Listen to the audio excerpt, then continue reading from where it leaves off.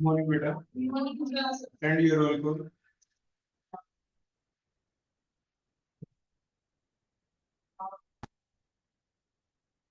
शोभा, कीर्ति, वर्षा, Yes, sir, 04. Anjali, Yes, sir, 05. खुशी, कविता, गरिमा, Yes, sir, 08. Ishan, Isha, Pankaj, प्रशांत, पूजा, प्रिया, शीतल, सिमरन, भूमिका, दीक्षा, खुशी, Yes, sir, 25. रेणु, मुस्कान, हितेश, तमन्ना, Yes, sir, 29. नैन्सी, ज्योति, प्रियंका, दीपांशु, सारिका, मुस्कान, साक्षी, अदिति, ज्योति, आर्यन, लक्ष्मी, नैना, संजू, सिद्धार्थ, रिया, Yes. तनु, सानू, अंजलि, वंश, मन, हर्ष, रिंकी, मुस्कान, Present, sir, 60.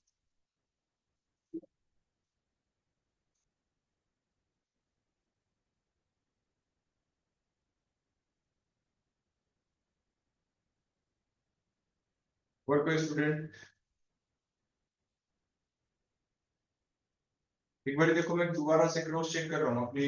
आप कितने स्टूडेंट हो? देखो, कीर्ति इस प्रेजेंट है ना, कीर्ति, वर्षा, अंजलि, किसी का नाम ना आए तो मुझे बता देना। उसके बाद गरिमा, गरिमा के बाद शीतल, के बाद भूमिका, फिर खुशी,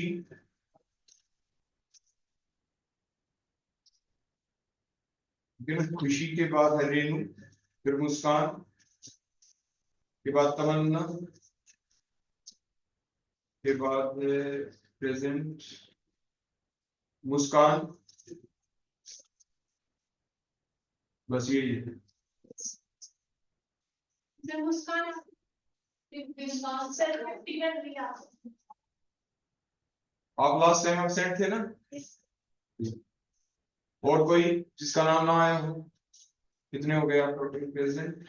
काउंट करना 12 है आप तो ठीक है।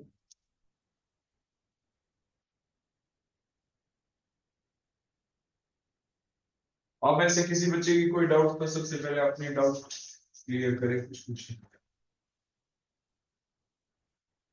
किसी बच्चे को कोई भी डाउट हो, कोई क्वेश्चन पूछना हो, है बेटा कोई डाउट?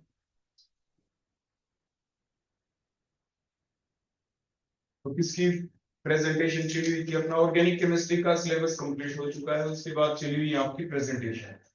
तो प्रेजेंटेशन जिस स्टूडेंट की लास्ट टाइम नहीं हुई थी, वो सामने आप एक एक करके आप आते चले जाएंगे। तो सबसे पहले कौन आए? आप फर्स्ट रो में आप हो चुकी बेटा? आपकी नेक्स्ट आप आ जाओ अभी दोनों। हाँ, जल्दी आए।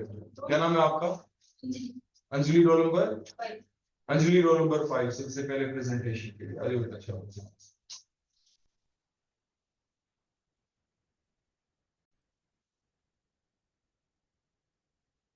आप तीनों भी आए, अपनी अटेंडेंस लो, फिर प्रेजेंटेशन स्टार्ट। कितना रोल नंबर? रोल नंबर होगा नेक्स्ट। क्या नाम बेटा? ज्योति। आप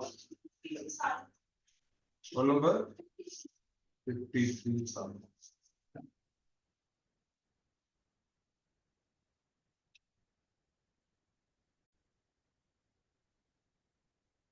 अब आपके सामने है क्या नाम बेटा आपका? Anjali, roll number Anjali 05। अब ये प्रेजेंटेशन देगी आपके सामने। और प्रेजेंटेशन के लिए जैसे मैंने आपको पहले बताया था कि प्रेजेंटेशन आप घर से प्रिपेयर करके नहीं लेके आएंगे एक पार्टिकुलर टॉपिक के ऊपर। तो जो प्रेजेंटेशन होगी, आ जाओ बेटा, जो प्रेजेंटेशन होगी आपकी, उसके अंदर हम आपको यहीं से क्वेश्चन बोलेंगे और उसके ऊपर आपको जैसे आप फाइनल एग्जाम में लिखेंगे बिल्कुल उसी तरीके से आपको यहाँ पे हमें लिख के समझाना है अच्छे से। तो आपकी प्रेजेंटेशन ऐसी होगी, ठीक है। तो सबसे पहले अंजलि, तो बेटा सबसे पहला क्वेश्चन आपका ये देखिए, मान लीजिए एग्जाम में क्वेश्चन आ गया कि how will you define the IR spectra, तो एक्सप्लेन करिए IR spectra. IR spectroscopy is a branch of chemistry in which we will discuss study the interaction of IR radiations with matter. जो IR radiations है जब वो matter के ऊपर fall करेंगी तो वो एब्जॉर्ब करेगा, उसके लिए कुछ कंडीशंस होती है। सबसे पहली कंडीशन ये होती है उस वो आपने यही चीजों का आप लोगों को ध्यान रखना है। हमने आपको ये पूछा, एग्जाम में आ गया डिफाइन IR स्पेक्ट्रा, ऐसा नहीं आया कि डिफाइन IR स्पेक्ट्रोस्कोपी। अगर डिफाइन IR स्पेक्ट्रोस्कोपी आता तो आप कुछ ऐसे एक्सप्लेन करते जैसे अभी आप बता रहे, ठीक हो गया। आपने क्या एक्सप्लेन कर दिया? हाँ, तो हमने क्वेश्चन क्या पूछा था बेटा आपसे? हाँ, तो IR स्पेक्ट्रा को आप कैसे डिफाइन करेंगे, एग्जाम में कैसे लिखेंगे वो आपको मैं बताया। IR स्पेक्ट्रा बताओ। IR spectra, we plot a graph between percentage absorbed bands or percentage transmission with the wave number. आप यानी ऐसे लिख के आएंगे बेटा, वी प्लॉट ए ग्राफ। आप ये मानिए कि आप है ना लिख रहे हैं एग्जाम में, तो आप कैसे स्टेटमेंट लिखेंगे पर्टिकुलर? आपने ये लिख दिया, इसमें कोई ऐसी गलत बात नहीं थी, लेकिन देखो जैसे किसी क्वेश्चन का आंसर लिखना होता है तो आप उसी टाइप से लिखेंगे ना कि IR स्पेक्ट्रा क्या है, ग्राफ है, the graph which is a plot between इन दो चीजों के बीच, ट्रांसमिशन या परसेंटेज absorbance और परसेंटेज ट्रांसमिशंस या percentage absorbance versus wave number. Wave number in terms of centimetre inverse is called IR spectra. और फिर आप एक लाइन भी ड्रा करके दिखाएंगे, कैसे प्लॉट करके दिखाएंगे शाबाश बताओ।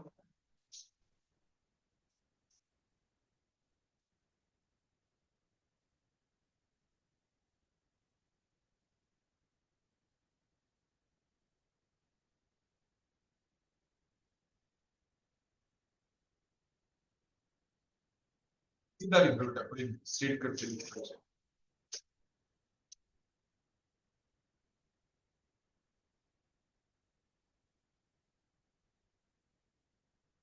कोई पीक दिखाओ इसके अंदर, किस टाइप का पीक आएगा, तब तो कंप्लीट माना जाएगा ना। जो आपका IR स्पेक्ट्रा होता है ये ठीक है या फिर हाँ, परसेंटेज एब्जॉर्बेंस का होता है, इसको साफ कर देता हूँ डस्टबिन। absorbance कर दो। इसका सही है? absorbance कर दो। अच्छा, ट्रांसमिशन और उन्होंने भी हाँ कर दिया बच्चे। चलो, जो रियल ग्राफ जो अभी हम स्टडी करेंगे और जो आप पढ़ते ही हैं वो कौन से होते हैं आपके? परसेंटेज। तो आपको वही ड्रा करना है, करके दिखाना चाहिए।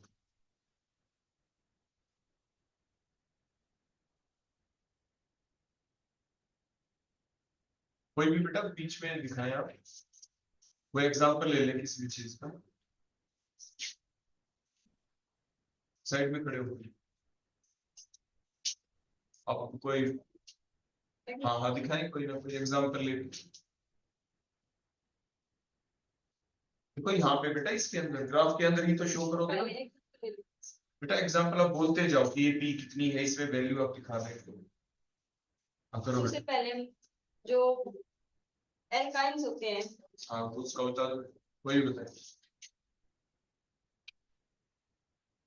कि जो पीक आती है वो आती है, हम जो ग्राफ जितने भी आपको आज तक हमने सिखाए, हमेशा एक ही बेसिक चीज आपको बताई गई, ठीक है। हमेशा जो ब्रॉडनेस है, ब्रॉडनेस वो कहाँ पे दिखाई देगी? ऑन द अपर पार्ट, और नीचे जो टिप आएगी वो कहाँ पे आएगी? At the bottom. ऐसा कोई भी ग्राफ आपका आपको नहीं मिलेगा, ना नेट के ऊपर मिलेगा। फिर आप ये बताइए, आपने ये जो ब्रॉड दिखाया है बैंड या मीडियम साइज का बैंड है, कैसा है? सही है तो स्ट्रॉन्ग बैंड जिसकी पीक मतलब मैक्सिमम पीक आती है वो स्ट्रॉन्ग बैंड। बेटा आपने आप ये बताओ, ये आपका शार्प बैंड है या ब्रॉड बैंड है? सर देखो आपने ऊपर से इतना चौड़ा करके दिखा रखा बेटा, कॉपी वहीं पे लाइन।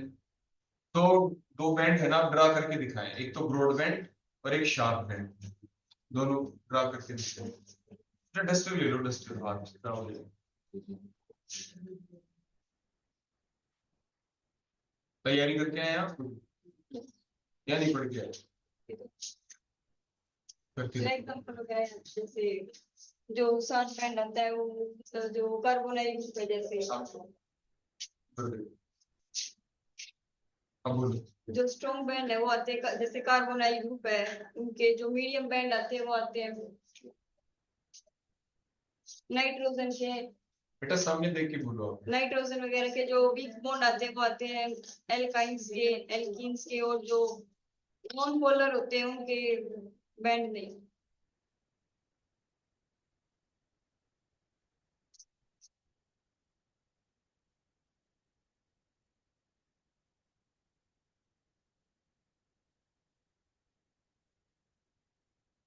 आपने करवाई?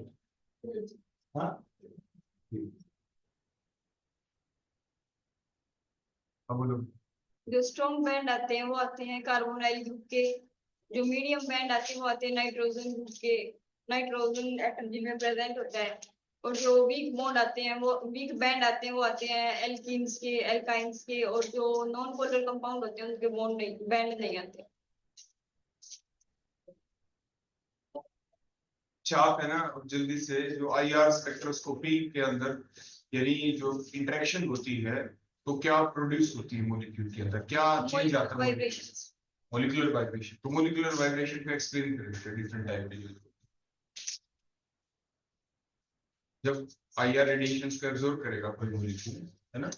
स्ट्रेचिंग वाइब्रेशन और बेंडिंग वाइब्रेशन। स्ट्रेचिंग जो वाइब्रेशन होती है वो दो टाइप की होती है, एक तो होती है सिमेट्रिक स्ट्रेचिंग, एक होती है अनसिमेट्रिक स्ट्रेचिंग। जो बेंडिंग वाइब्रेशन होती है वो दो टाइप की होती है, इन प्लेन बेंडिंग और out of plane bending.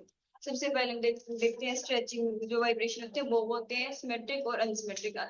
Symmetric में क्या होता है कि या तो दोनों जो बॉन्ड लेंथ है वो इंक्रीज होंगे या दोनों बॉन्ड लेंथ डिक्रीज होंगी, लेकिन रहेंगे इन प्लेन ऑफ एटम। जिस प्लेन में जो एटम्स है वो उसी प्लेन में रहेंगे, लेकिन जो लेंथ है बॉन्ड्स की वो इंक्रीज और डिक्रीज होगी। अगर दोनों बॉन्ड की जो लेंथ वो इंक्रीज या डिक्रीज होंगी तो वो होती है सिमेट्रिक स्ट्रेचिंग। अगर एक बॉन्ड लेंथ इंक्रीज होती है दूसरी डिक्रीज होती है तो वो होती है अनसिमेट्रिक वाइब्रेशन।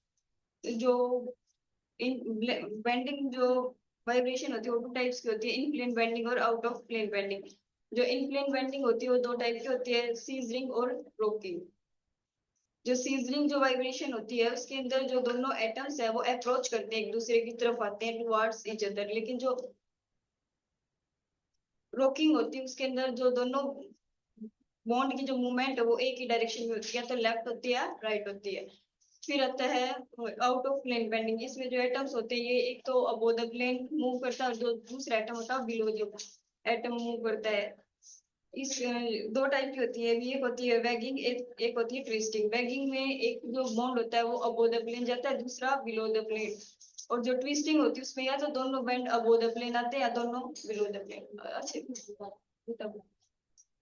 जो वैगिंग होती है उसके अंदर जो दोनों बॉन्ड है वो या तो अबोव द प्लेन आते हैं या बिलो द प्लेन आते हैं। और जो ट्विस्टिंग जो होती है उसके अंदर या एक बॉन्ड अबोव द प्लेन आता है दूसरा बिलो द प्लेन।